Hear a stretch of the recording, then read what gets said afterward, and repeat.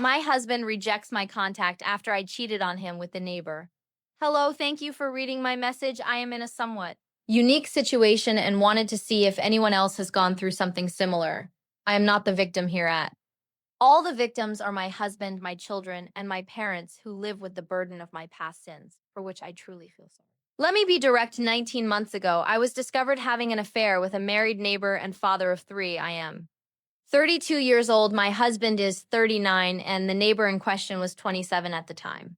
To maintain confidentiality, I will call the neighbor Steve, my husband John, and myself. As I said, I made a terrible mistake by having the affair with Steve, which began a little over 2 years ago. Although the affair lasted almost 50 months before we were discovered, I was only physically with Steve 4 times in total. I know the readers here aren't going to believe that, but I swear it's true. Now to answer questions about my marriage that I know everyone reading this has. We had problems. I didn't love my husband. I was unhappy. The answer is a resounding no to all of that. I was completely happy and satisfied with my marriage, and I love my husband and our two children ages 9 and 11 more than anything else in the world. I was totally satisfied emotionally, mentally, and physically with him. He was everything I had ever dreamed of and so much more. My off-kilter attraction to Steve came from a deep place.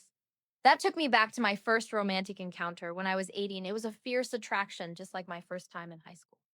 Oh. I dated 4 guys, but nothing serious beyond a quick kiss at the end of the night. In fact, I saw all those guys as friends since we all grew up together. Then one day I was invited to a barbecue my friend's parents were having. There I met Charles. Charles was my friend's cousin from the first time. I saw him, I was captivated at that moment. He was 20 and I was 18. From the moment we met, we couldn't take our eyes off each other. I don't know what it was, but there was something between us that drew me to him like a magnet to metal. We started talking at the barbecue and he had to go to work, so we exchanged numbers. The next day, Sunday, we met for ice cream in the afternoon and went for a walk. We talked for hours, totally immersed in each other, and spontaneously we started kissing. He invited me to his apartment, and there I had my first experience. It was magical, better than I had ever dreamed. Something about Charles excited me and made me want to give him every part of me. To this day, I can't describe it. It was subconscious. I couldn't resist beyond the physical relationship we had. Absolutely nothing in common. In fact, we were really incompatible. I broke up with Charles. 11 months later, after the passion faded, a year later, I met my now husband, John. Although there were no sparks with him at first, like there were with Charles over time, I developed a deep love for John that was beyond anything I had ever felt before. He met all my requirements, and I knew he was the one. We got married a year later, and our marriage had been 13 years of joy until I destroyed it. We were blessed with 2 wonderful children who are the spitting image of their dad and have his incredible personality. I've provided you with all these details because they are relevant to explaining why I started the adventure with Steve and his wife, Let's call her Erica, moved into our neighborhood. They were the youngest couple in the development and were quickly welcomed by all the neighbors. Surprisingly, my husband and I are the second youngest couple, as the rest are in their 40s, 50s, and some in their 60s. Steve and Erica were invited to a neighborhood picnic, and it was there that he and I first laid eyes on each other.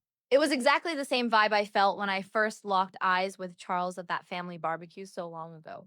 The next time I locked eyes with Steve was at the car dealership where he worked in finance. We were looking for a new vehicle, so at the PMIC, my husband found out that Steve worked at the dealership. So naturally, they started talking. We went the following week to look at cars. Steve made sure the salesman gave us a good deal, and he got us great financing during the closing process. Steve and I kept looking at each other, but my husband didn't notice. A few days later, I had to take the vehicle back.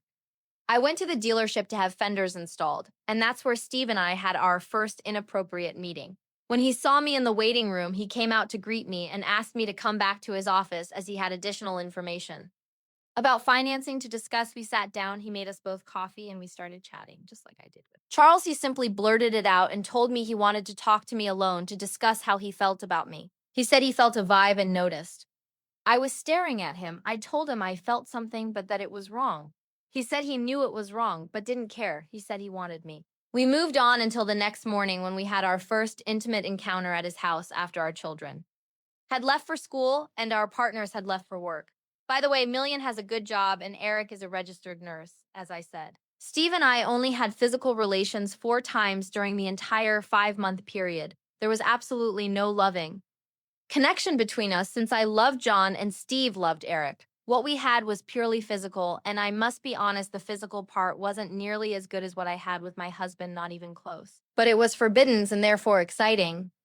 And dangerous, I guess, looking back now. I think being a housewife for 11 years made me desperate for the attention I was getting from this young, attractive man. I just thought I could have this secret affair for a while and still maintain a loving marriage satisfactory with my husband. That thought came to an abrupt end one Thursday morning 19 months ago. That's when Steve and I were discovered in bed at his house by Eric's mother.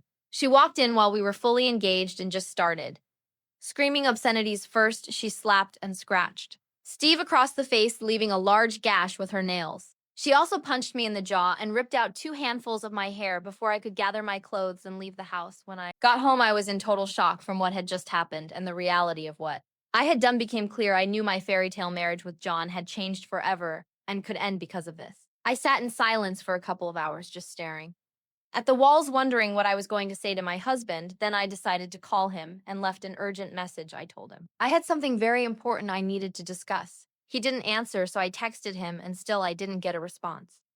At that point, I knew Eric, or possibly even Steve, had probably contacted him a few minutes later, Eric and his. My mother and I appeared on our front porch and started banging on the door and window, yelling for me to answer. I didn't, they were yelling obscenities and saying they knew I was in there and demanding that I open up. I was scared beyond belief and completely embarrassed. Thankfully, my children were at school when this happened. Finally, they left, and I lay down on the couch crying. I fell asleep briefly and woke up to the sound of a car door in the driveway. I looked out the window and saw my husband. I ran to the bathroom to splash water on my face and check myself in the mirror before going back to the living room to greet him when he opened the door, but he didn't come in. Instead, I watched from the window as he walked down the street toward Steve and Eric's house. I watched him walk there and go inside, where he stayed for almost 3 hours before returning home. When he got home, I went to hug him, but he pushed me away. Then I started to apologize, and he said my apology wasn't accepted and that he wanted me to leave now. I fell to the floor, crying and begging, and told him I didn't want to leave, but he insisted. Then he called my mom and told her what he had done. He asked her to come and pick me up. Mom came. When she arrived, she apologized to Steve and forcibly convinced me to go back to his house that night. Then he helped me pack some clothes and I left. Crying, I asked John what he was going to tell the children. He said he would get over it, and I left devastated and ashamed. That night, I called John, and to my surprise, he answered. When he did, he just said, "Hello," and was silent. I told him it was me and that I was so sorry, that I would never do anything like that again. I also told him I would spend the rest of my life thinking about it, and he didn't say anything and just asked me if I had anything else to say. I said no and asked him what I was feeling. He said, "You know what I'm feeling," and I started to cry. Then he said he wanted me to stay at my parents' house for a couple of weeks before going back home. Reluctantly, I agreed, but I asked when I could see him and the children again. He said he didn't want to see me right now, but agreed to have a brief call with me every night at 9 p.m. We ended that first call with him saying, "I love you," and me not saying anything, just hanging up. The next day, it was the same with me apologizing and being silent until I stopped talking. Then he told me he wanted a divorce. Hearing this broke me down, and I begged him for another chance. He refused and said he knew he would lose half of his hard-earned assets. Then in the next breath, he said he would give me everything if I would just disappear and leave him and the children alone. I broke down and said, "You don't mean that, John." And he said, "Yes, he did." We ended the call, and I cried all night. Then I started thinking about what I could do to make him stay, and I came up with a plan to offer him a prenuptial agreement so favorable that he couldn't refuse it. All I wanted was a second chance to prove my love to him, no matter the cost. The following week, while John was meeting with his divorce lawyer, I was meeting with a divorce lawyer myself, not to prepare for the divorce, but to create a prenuptial agreement to present to John. Before I received the divorce papers, I went to 4 different lawyers before finding one who specialized in prenuptial agreements and was willing to create such an unbalanced agreement. Balanced in the sense that my husband would receive almost all the benefits in exchange for remaining married to me for a period of time, thus giving me a second chance at love. Unfortunately, John's lawyer completed the divorce papers in just 11 days, and 2 days later, the summons was served at my parents' house. I had John receive the proposed prenuptial agreement. We talked that night after he read the proposal. I was a little surprised by what he had offered, and for the first time, I could perceive the caring person I once knew, not the angry man who had been so robotic and cold for the past 2 weeks. Financially and personally, the agreement is a complete and total victory for John and an opportunity for me to prove my worth to him.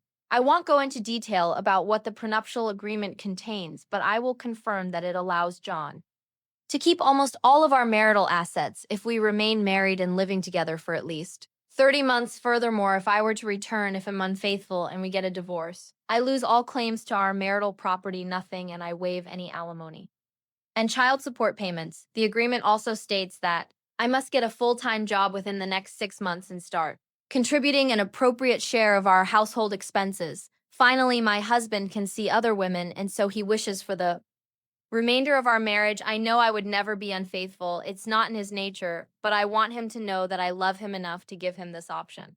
To my surprise and delight, John accepted the offer with an additional stipulation, the clause John wanted to add stated that there was no requirement for us to sleep together or have any kind of marital intimacy for the remainder of our marriage. I was saddened and hesitated to accept it, but I finally did because I felt that with time, I would regain his respect, trust, and love, things haven't gone as I thought. And that's why I'm here now. Now, we are 17 and a half months into our second marriage, as I call it, and our relationship is that of housemates raising our children. Our children, don't misunderstand me. I thank God every day for the second chance I've been given. But what we have wouldn't qualify as a marriage. It's more like we're two divorced people cohabiting since my affair. Leon hasn't shown me any affection at all. And nothing, not even a kiss or a hug. He won't let me get close to express any kind of affection, although sometimes I sneak up to give him a hug and a kiss before he can pull away, but I can tell he doesn't like it, so I don't do it very often, even so. He demands that I get monthly STD tests since the affair, and he doesn't want to go out in public with me, not even to family events. When our kids have games, we alternate who takes them. When it's my turn, he goes to the games, but he doesn't sit with me. Instead, he usually stays on the sidelines with other parents and acts like I'm not there. The only time we go out together is when we go out of town or on vacation, which we do often. When we travel, he orders adjoining rooms with 2 single beds. Each the children stay in one room, and we in the other separate beds. I look forward to every trip because those are the moments when we're closest. And when I've almost reached him, I've pointed this out to John and suggested we move out of our neighborhood. Because I know that if we did, we could start over. Ian refuses and says the only way he'll move is if he gets a promotion at work that requires him to relocate. Otherwise, he plans to stay in our current house until our kids graduate high school.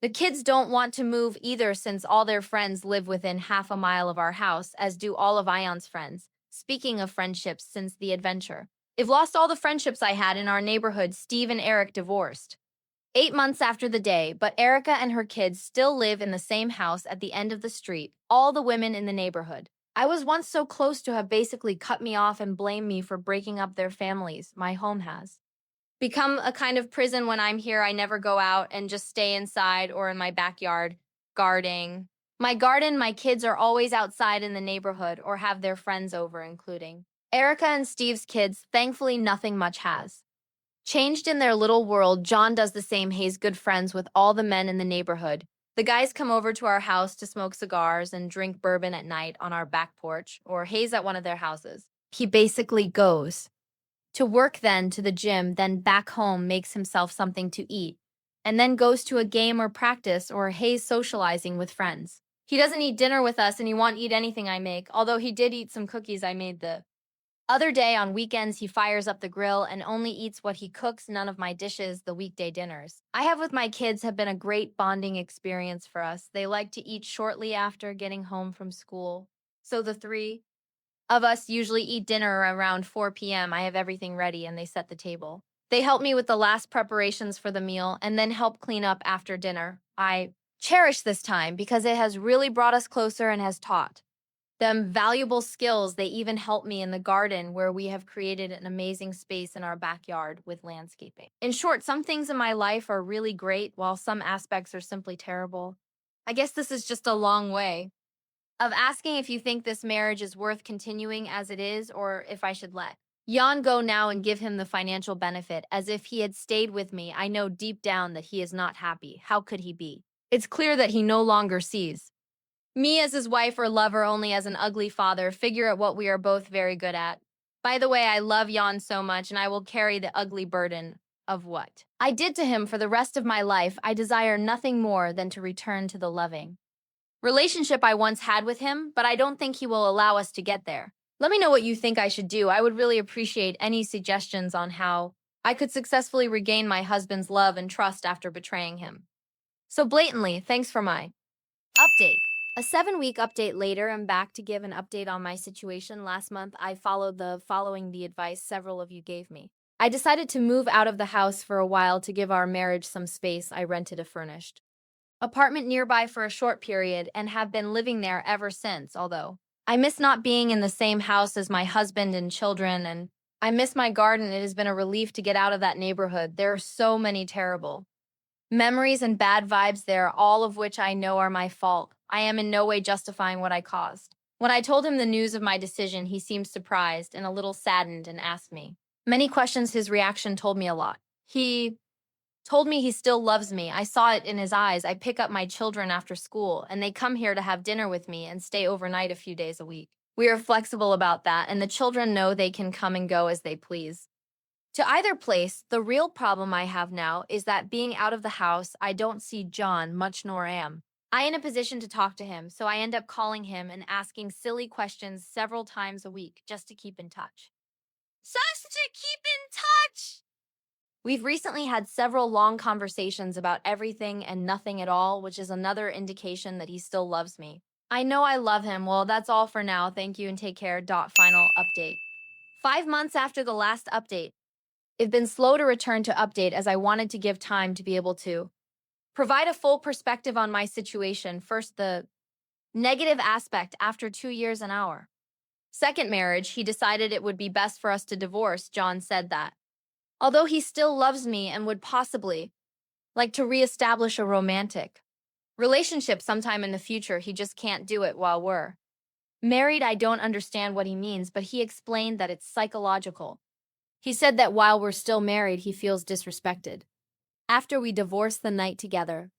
I know this sounds like a crazy plan to divorce me without any fault on his part, but I'm willing to do it if it means I can keep this man in my life as my partner, lover, and friend if we reconnect.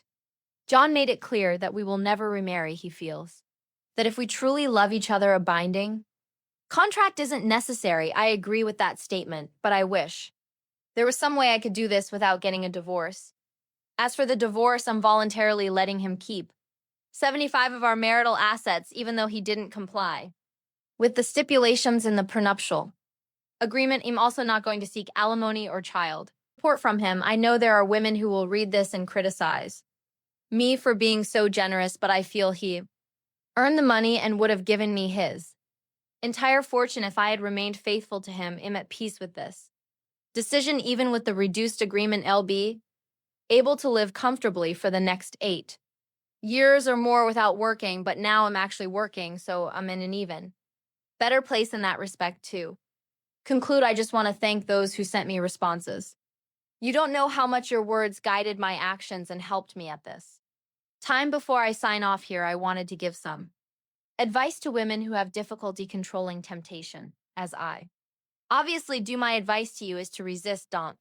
Given the thrill isn't worth the risk. If you feel you can't control yourself, seek professional help. I can assure you from experience that short-term euphoria is not worth the long-term loss of love, respect, and trust. My best wishes to you all.